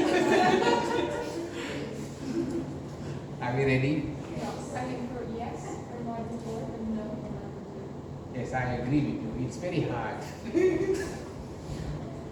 Now, Why can't we just do module 4 today? Like, just get it over with. oh no, because I feel like you have to suffer a little bit more. Little bit more suffering makes me happier. Okay, are ready? Ready? Okay, right, let's move on. So, financing entrepreneurial venture. A variety of funding methods are available for entrepreneurs. However, not every funding is suited for or suitable or available for it. So two parts here. One is suitability for the business, the other one is availability for the business. Means can you get that money? Or is it the right money for the business? Are we okay? The two junctions or the big questions here. So here you got equity financing and you got debt financing. Equity financing, while the advantage is you can provide large amounts of capital, there is no interest payments and there is no obligation to repay the money. Okay. Now the disadvantage is capital injection may be too large, but an informal investment may be too small. So there's that, too big, too small. So when you say capital injection, maybe you go listed. You go listed, you get lots of money. There's too much money coming in, you don't know what to do with it, or you ask for money, too little money comes in. The informal one. Okay. Entails selling a part of the business, so you have to give up a bit of your business share. That is one of the problems in equity financing. And venture capitalists, those venture capitalists are people who take risk and put money into your business. They expect a high return. Now, venture capitalists usually expect to sell the business, the shares, and make money in the future. Now, the alternative is obviously debt financing. The benefit is amount borrowed can be varied according to your need. You adjust according to your need. As long as it is repaid. it will not affect ownership of the company, correct? So the ownership is still there. So it doesn't change your ownership ratios and so forth. That can improve your profitability on the right terms because you can earn more money on the debt. You pay interest maybe 5%, but you can generate a return of 12%. So the difference is going to earn more money, correct? Okay. Now the disadvantage is, of course, it creates a debt obligation. Interest is charged, it affects your profitability. You must pay your interest. And the last one, collateral is usually required. You need some kind of security for the loan. Banks may value assets conservatively, meaning they will not give the value you want. You want maybe 10 million, they say like, sorry, your asset only worth 5 million, so I'll give you 5 million loan, correct? That's the meaning of bank value assets conservatively. That can cut profitability if repayments are not made. So it can, if you don't make your repayment, not only can that cut profitability, it also increases the risk of solvency. That means you can go bankrupt. And another issue with debt financing is increases gearing and therefore perceived risk. Okay, perceived risk. Okay, now let's move on. The next part here, you got using debt or equity, mixture of both. You can add the two things. Okay. Traditional business finance, you got innovative business finance. So traditional, difficult to get external finance for innovation, new things, due to higher risk, lack of information for investor and lender. When there is something new, it's very hard for you to raise money for this idea. Example, let's say you want to set up a new energy company.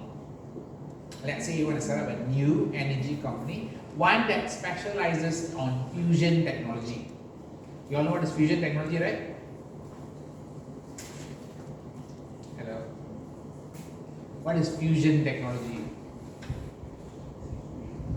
Go down, online research. Ask Google. Uncle Google will answer. Fusion technology. What is fusion technology?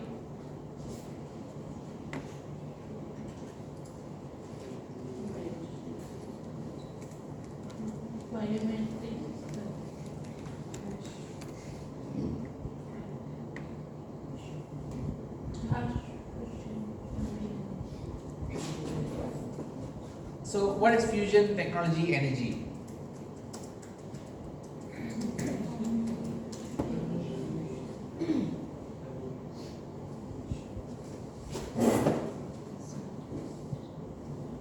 Okay. This is, what is it? Keyword. No, what's the keyword here? Propose. Propose. Has it been done? No. No, they are doing it. Let me see first. Notice this. 11 August. 30 years away. So it's a new technology, right? Is it innovation? It's an innovation, right? Huge practical, everything. Can cure cancer, superior bacteria, everything can be done with this one technology. If we break this technology, it's going to make a lot of money for everybody. Now, question mark, should you do a business that looks at this technology? Can you make money? If you're like the first person doing it, No, there are a lot of people doing it in different countries. No one doing it in Malaysia yet. No one doing it in different countries. A lot of countries don't have this. Even Singapore doesn't have this. A lot of countries have not started this. So if you start it, would it be innovative? Is it innovative? Yes, right. Okay, so it therefore fulfills the criteria of that innovation. Now, do you need money? Yes. Who's going to fund you? Government. This is where the big question comes up, right? Can you go ask money from the bank? Well, the bank says, oh, right, I'll give you money for this unknown new technology that you are researching. Will the bank give you money? No. Will shareholders give you money? No. Now you have a problem, isn't it? Are you clear?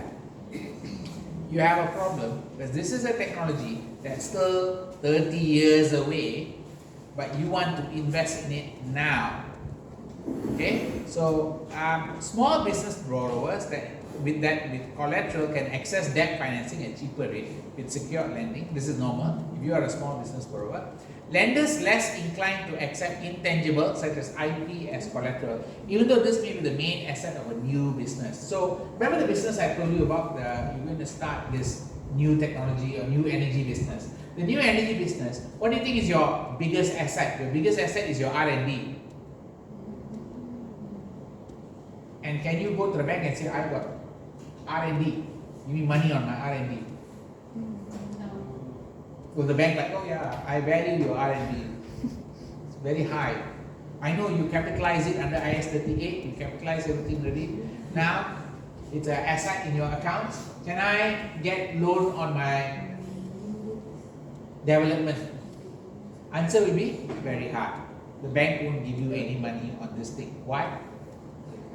Can they sell it? Can they liquidate it and like make money out of it in case you cannot pay? No. So that's what they say. Lender less inclined to accept intangibles such as IP as collateral. Got it?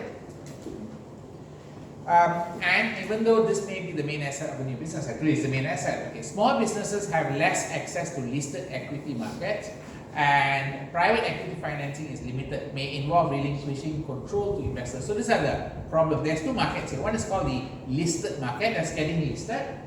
Small companies cannot get listed. Second one, you can go to private equity financing. Private equity financing is basically getting money from the private investors, correct? They also might not give money. Now, innovative business finance. Okay, these are the new one. A number of innovations are emerging that could improve entrepreneur access to finance. Most alternative finance platform. Okay, now notice the word alternative finance platform. It's a platform. Use technology to connect those seeking fund directly with those providing fund. Platform include marketplace lending and crowdfunding. So there are two types. One is called crowdfunding platforms, one is called marketplace lending.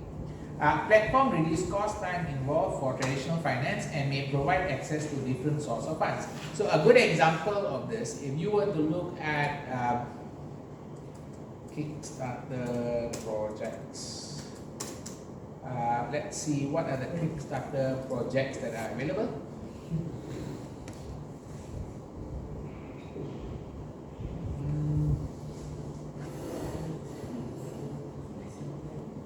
Where is it?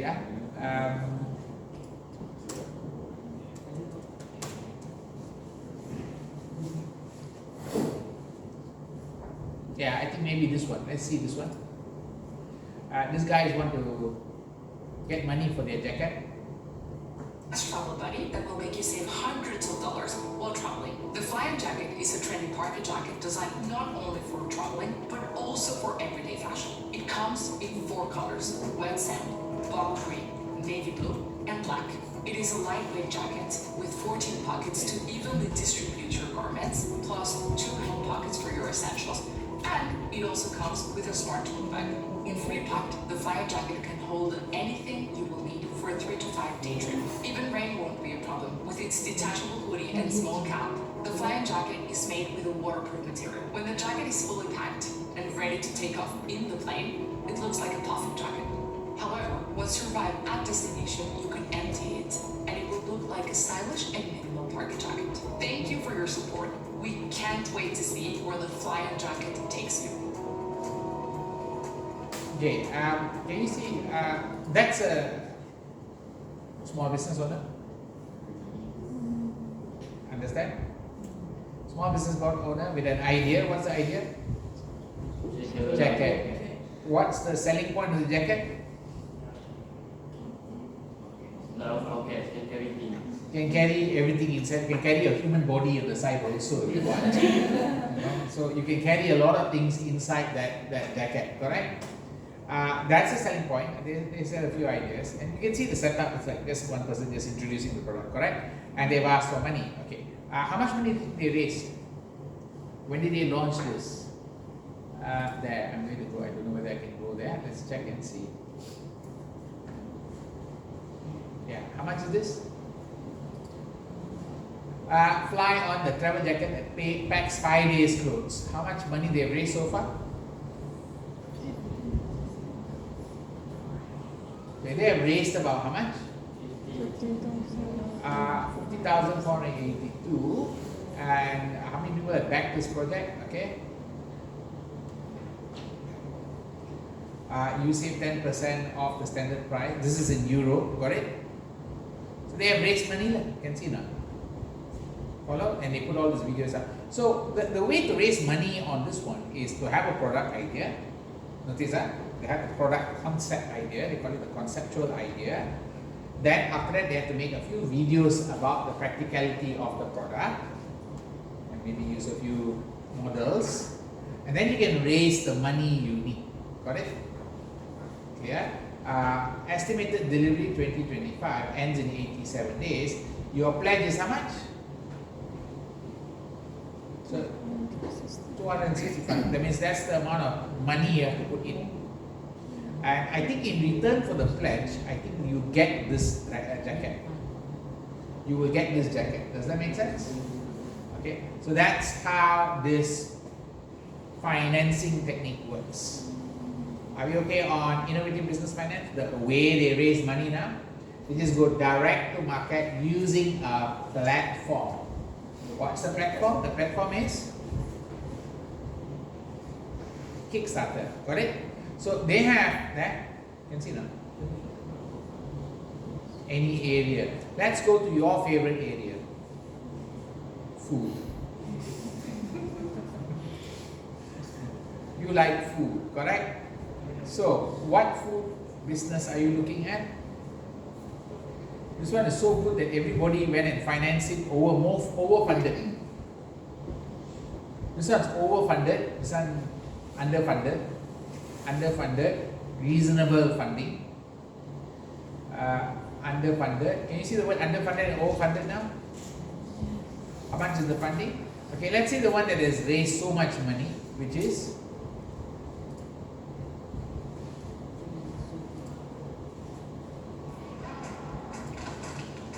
introducing the Naisu N1, the new Ice Diamond edition.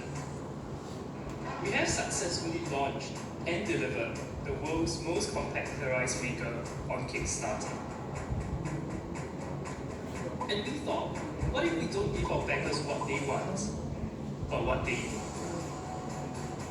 The new Ice Diamond edition, the same compact rice maker, 53% more ice than our N1 Sphere, and more than 100% larger than our closest competitors.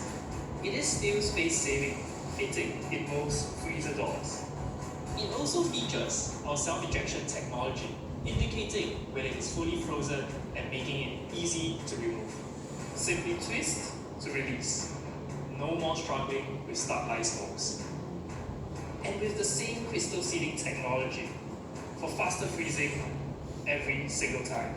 Inspired by the gastro bars of Tokyo, the Naisu Ice Diamond maximizes the N1 tumbler to give you the largest cured ice possible. Get yours today. So you know what they are selling, right? What are they selling? Ice container. It's not an ice maker. I think it's just a mold. Mold for ice, right? How much is I don't know how much is the price for this, but they have raised a lot of money. Why is it they managed to raise a lot of money? Probably because they have successfully delivered the other products they promised to deliver. Does that make sense? They probably gave all the other products correctly so that before freezing, after freezing, they can come out a bit. Let me see if it's very easy to open what's the benefit of this? Maybe the shape of the ice and easy to open, correct? So each product have to have some reason, okay? So, okay, in this part?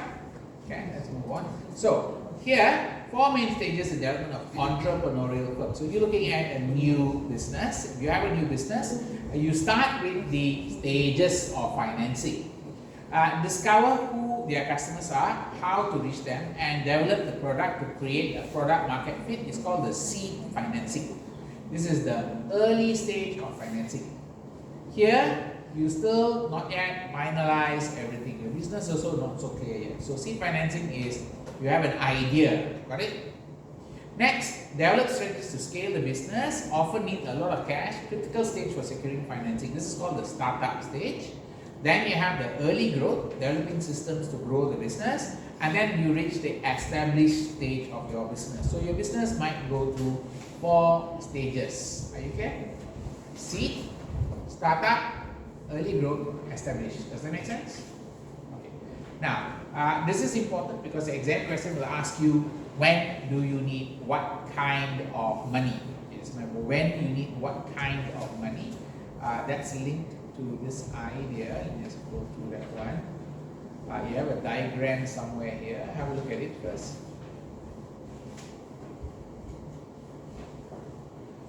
Before we go on to that, make sure you know other sources of finance. These are other sources of finance.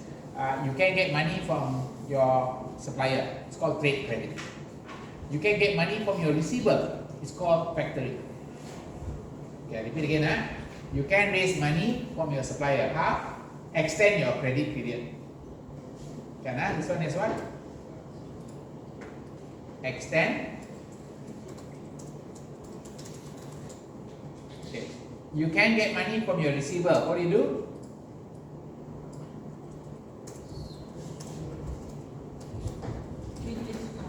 No, sell your receiver. That's called factoring. Not give discounts. Okay. This is sell your receiver to third party. Are you okay with this part? Okay. Mutual saving banks. Of course, there are some banks that you can put money in and raise some money out. Okay. Then you got savings or loan association, also known as building society or trustee saving bank. They also provide some form of financing. Okay. The next one that you got is going to be insurance company. You can take a loan on your insurance policy. Okay, you might have some money on your insurance policy. You can take a loan on that one. Okay. Those are ways you can raise money. Now, do be aware, venture capital is funding in Australia compared to various other countries. So, where's Australia? Australia is. Where's Australia? Can you find Australia? So it's really down here. Got it? The average is here. Okay, and you can see which country has the highest number of venture capitalist funding. Got it? Yeah, Israel is the biggest one. They seem to be spending a lot of money on R&D innovations, right? Yeah. Then followed by US, then Canada, Korea, and so on. Are we okay with this part? Right. Then you got the innovative business finances. Okay, make sure you understand this one. This one's quite important. The different types of financing. Okay, the one that you saw is called, remember, crowdfunding. Okay, but there are different types of crowdfunding. Let's go to this one. You got marketplace P2P, consumer lending. Okay, P2P is very famous in China, whereby you can lend money to people directly at a high interest rate, but you take the risk of bankrupt, the person don't pay. Along lah, you become the along. Okay, there is a platform that allows you to become along. Are you clear? In China, it's called P2P lending. Are we okay? You can find it, but you can't participate. P2P lending. Okay, we try Malaysia first. Malaysia has got. Yeah, it's called funding society. Okay, funding society is an example of P2P investment. Now you can see their rate of return they can give you is how much? 8%. They also give Islamic investment loan. Does that make sense? Although you know riba is bad for your health, but accordingly they can figure out a way to do this. There are others that you can see. Malaysia's #1 ECF. Then you can peer-to-peer financing. Capital Market Malaysia will give some guidance also. Got it? So the well-known one is funding society. Rate of return is quite high. Got it? Okay, but there is also risk. Okay, let's move on. So P2P, okay? Individuals, institutional funders provide loan to consumer borrowers. Then you got marketplace P2P business lending. Okay, are you clear the difference between consumer lending and business lending? Yes, no. Consumer lending is you buying something. You can also see a funny version of this in terms of all the buy now, pay later. Shopee got buy now, pay later, correct? Yes, that's very dangerous. What happens when you buy now, pay later? It's Normally you cannot pay later. And then charge 10 ringgit.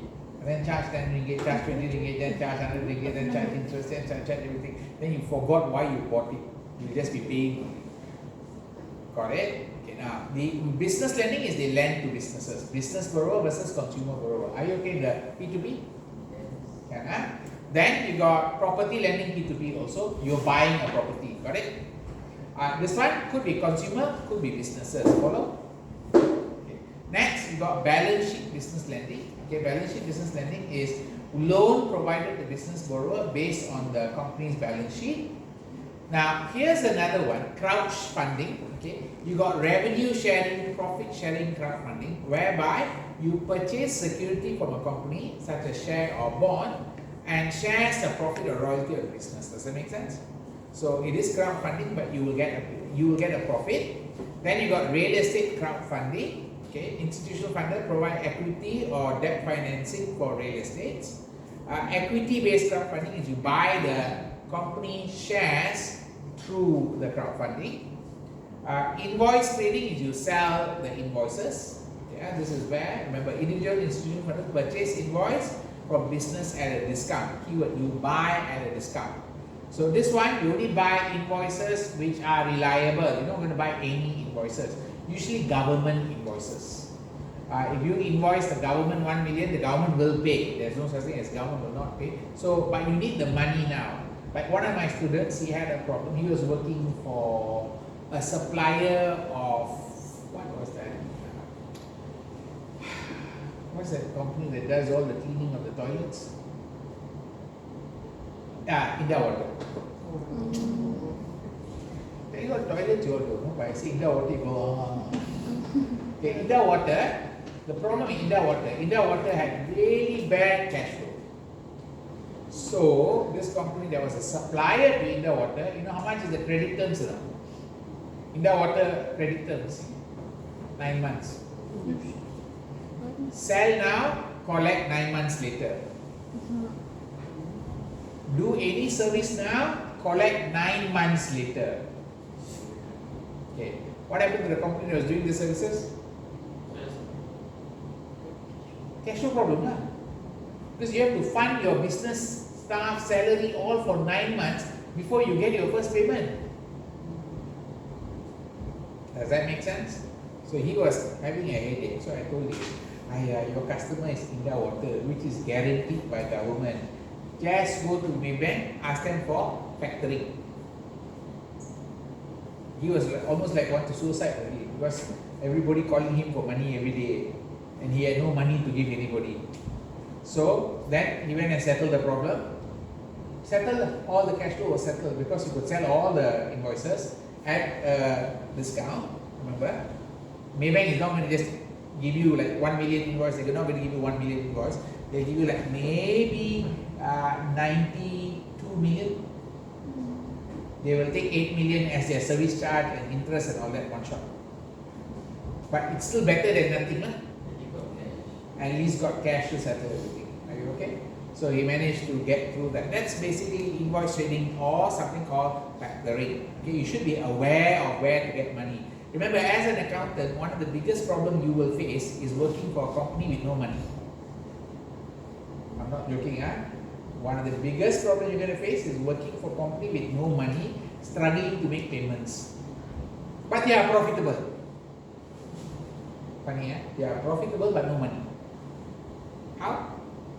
Because of the receivable time and all that. Are we okay? So you should be aware of that. Now, moving on, reward-based crowdfunding. Backer provide funding for individual project companies in exchange for non-monetary reward, like, for example, the jacket you saw earlier on. Could be that one. Donation-based is more for, remember, philanthropic or civic motivation, and sometimes political, you know, like all these cases and all that. So that one is more of donation-based crowdfunding. Okay. Are you clear the difference between reward-based crowdfunding and donation-based? Right, then you got balance sheet consumer lending. Platform entity provide loan based on the consumer's ability to lend. That means their assets. Okay. Are we okay that one? Right. Now this is the big one that you should know. Stages of development, you got seed, startup, early growth, established. Final stage is what? IPO, initial public offering. That means going public. Now, if you look at Grab, is it public?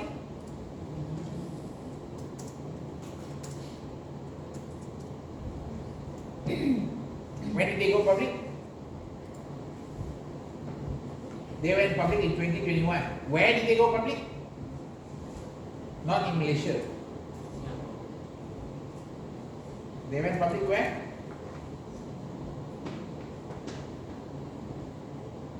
Nasdaq. Straight at America. Nasdaq is the what do you call, technology-based companies stock market in America. Okay, they started this. They have gone public there. They have an IPO over there. Does that make sense? Clear? So they went IPO there. When do you think they started business? By the way, Grab is Malaysian or Singaporean company? Singapore. Actually, it's a Malaysian company. They decided to set up in Singapore because Malaysia had too much red tape. Sorry? It's a Malaysian company that decided to set up in Singapore because Malaysia had too much red tape. Red tape, government bureaucracy. Too much government blockade there. Singapore said, we open for you, we help you. So they went to Singapore and set up there and got listed in America. But still Malaysian only. Huh? But still Malaysian only. Yeah, mostly Malaysian. There? Oh, Malaysia tak bagus sebab dia nak contact taxi. Don't ask me how Malaysian government actually think about all this decision making. They usually mess up a lot. Okay, so that's an example that a company move up from, notice that, see, startup, early growth, established, IPO. They move through the stages. Are you clear? How's the share price after it got listed? Grab shares. How's the share price? It got listed for how much? Started at $12.40. Lowest it went is it was ranging at $5, $4. Now it's gone up to $5 back again. Got it? Does it make any money? Does Grab make any money? No money, no profit. What's their focus? Grow sales first. Has Food Panda get listed?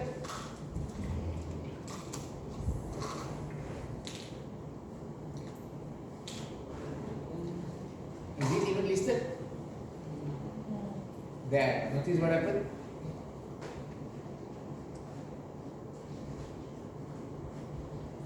Food Panda operates in brand of Delivery Hero in Asia, headquarters Singapore. Okay. Food Panda was launched in Bangladesh. Okay, so and then it went where?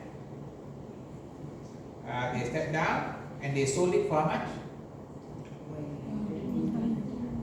Good business, right? Set up some app and then sell for 100 million. Just selling the app only, yeah. Okay. And then they move on. That means these guys sold out. They didn't go IPO. They sold out. Are you okay this part? Okay. So let's look at the businesses. First source of finance is where?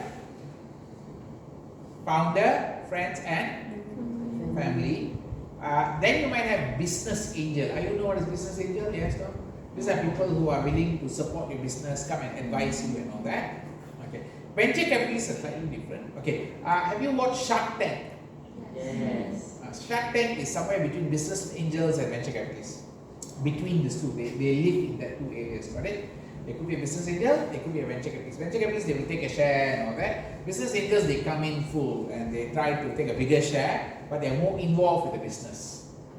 Are we clear? Venture capitalists also involved, but not as much as a business angel. Okay? So business angel can start from seed up to the early growth, whereas venture capitalists will come from startup to the established stage. Are you okay? Be careful, venture capitalists do not enter in the seed stage. But business angel can enter in the seed stage. Okay? Then equity markets more reliable when you are in the established stage.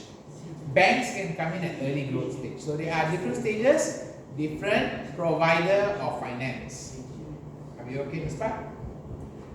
Of course, the source of this is very bad. It comes from Wikipedia. This is the most unreliable source a book should be using. Okay? Now let's move on. So you have this diagram here already. These are the sources of finances. Let's move on. Sources of funding for seed stage. So most entrepreneurs think that if they can produce a great idea, they will be able to find investor. Most entrepreneurs find initial funding elsewhere. Okay. Common source is early stage, saving your own money, credit card, your own money, which is bad because credit card have high rate of interest. How much is the interest rate for credit card? 18% per annum. Are you clear? And withdraw equity from housing loan. You all know what that means, right? Withdraw equity from housing loan. What does that mean? That means you remortgage your house. Your house you bought maybe 200,000 ringgit. Okay, then you pay. Already like maybe the loan is 140,000. But now the house value is 400,000. So you take a loan for 350,000. Then you settle the whole loan and the balance you can take for your business. Okay, are you clear with that logic? Understand that? Okay. So that one happens only because the house value went up. Your house value went down, there's nothing you can do. Okay. Now, initial startup funding comes from 4 F's. Who's the 4 F's? Friends, family, founder. Other foolhardy investors. Okay. Now they say foolhardy investors are basically those people who believe in you but know there's no money in you. Yeah, if they give money to you, there's no chance you'll get it back. It's like your father, mother giving you money for something that they know they will never get back. Are you clear? Right. So, payback time is 2 years. Medium amount return is only the original investment. Notice this part. You only pay back the money you took. Ignore interest. Okay. So, are we okay in this part?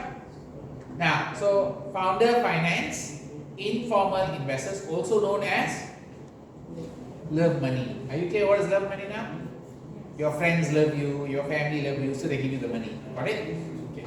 Accelerator program. Okay. Some countries have accelerator program which can give money to you. Some can use crowdfunding, and then you have angel investor. This is seed level financing. Next, you got early growth stage. So when you reach early growth stage, you can get money from commercial banks if your credit is good. You pay all your loans, you pay everything on time and all that, okay? You might get a small business loan, okay? Venture capitalists, usually in rounds, okay? Notice that they give in round 1, round 2, round 3, got it? From a private investor or investor firm, typically seek technology-driven business and companies that have high growth potential. This is very important, mark this one.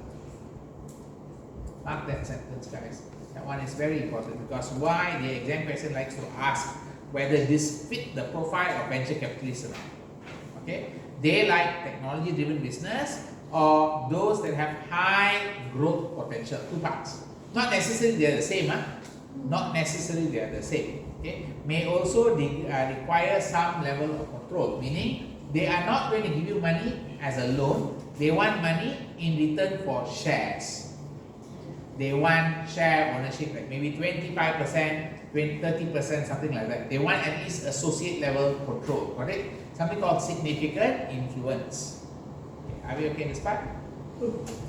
Next, other funding, of course, you've got private equity funding, similar to VC, raise pool of funds from investors and use those funds to control or substantial minority sharing in private company. Paid a management fee for their investors as well as share of profit. So there is somebody who manages these funds. This is something very close to unit trust. How unit trust park money everywhere, got it? They will charge a management fee for parking the money. Okay? So private equity funders are normally a firm. a firm that will put money at different potential. Then you got marketplace lending. This is where you are going to the P2P lending framework. Remember earlier on? Earlier on I showed you the P2P here. Where is it? P2P lending in Malaysia. If you were to go to P2P lending in Malaysia, okay, let's just click on this one. And why can't I go there? What's wrong with this one?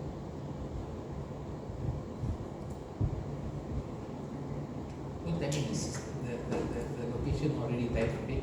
Hold on, maybe I must try a different profile. And yeah, maybe this profile. P2P.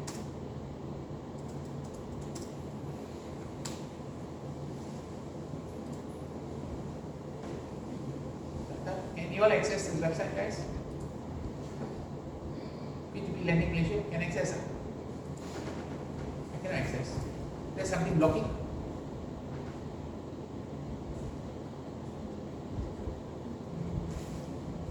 Can access. Can I? Can.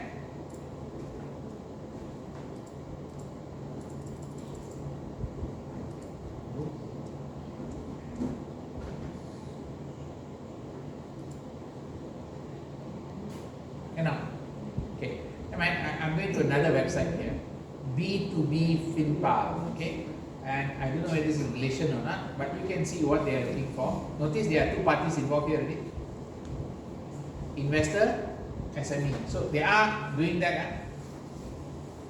Bring two parties forward. So they must offer something for the investor. They must something offer for the SME. Now the way they go is something like this. The way they go is like this. Okay. Number one, what can they offer the investor? They offer higher investment or return rate than the bank. What can they offer the SME? Lower interest rate than the bank. Understand how they are working? They have to give better return to the investor. They have to give lower rate for the SMEs. But if your SME cannot get a bank loan at all, then they can give a higher rate. Does that make sense? So they kind of have to qualify you. Okay, that's basically that B2B peer-to-peer funding platform. All right. Okay, so that's marketplace lending. Let's move on. Government assistance for entrepreneurs. Now this is important for Australia. In Australia, the government does facilitate. The government does facilitate. Many government recognize innovation is important, so they do provide some money for this. Now in Malaysia, we call this MDEC. Okay, MDEC do give money like grants. Okay, that Malaysian Digital Catalyst Grant, Malaysian Digital Export Grant, Digital Content Grant. So maybe you want to do digital content grant. Okay, what are you going to do? Government initiative started in 2016, designed to create support local creative content, produce, marketing their digital content, animation, digital game, digital comic, creative technology. So if you can do any one of this, you can get a grant. Does that make sense? So how much money the government is willing to give? Mini grant 150,000. Okay, prime grant 500,000, marketing and commercialization grant 300,000. So they do give money for you. Does that make sense? And they have given you the application process. So here in Australia, they have different entities providing you the grant. Okay, we're going to look in your textbook for this one. Go inside here.